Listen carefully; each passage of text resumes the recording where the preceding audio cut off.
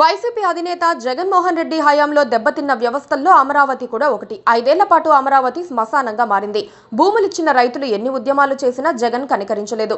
చివరకు జగన్ ఓడిపోయిన తర్వాత అమరావతికి పూర్వ వైభవం వచ్చే అవకాశం కనిపించింది. చంద్రబాబు నేతృత్వ కూటమి ప్రభుత్వం అధికారానికి వచ్చిందే తడవుగా అమరావతిలో జంగిల్ క్లియరెన్స్ పూర్తి చేసింది. జనం రాకపోకలతో అమరావతి కలకల్లాడుతోంది.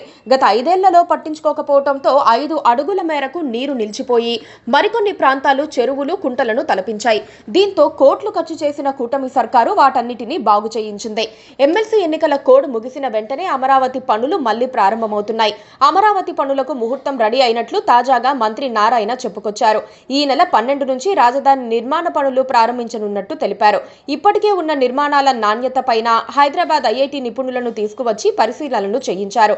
వీటిని అన్ని కోణాల్లోనూ పరిశీలించిన నిపుణులు నాణ్యత పరంగా నిర్మాణాలు బాగున్నాయని తెలిపారు. మున్ముందు కూడా ఎలాంటి ఇబ్బందులు లేవన్నారు. పైగా రాజధాని కోసం వినియోగించిన స్టీల్, ఇసుక కూడా నాణ్యంగా ఉందని ఐఐటి నిపుణులు సర్టిఫికెట్ ఇచ్చారు.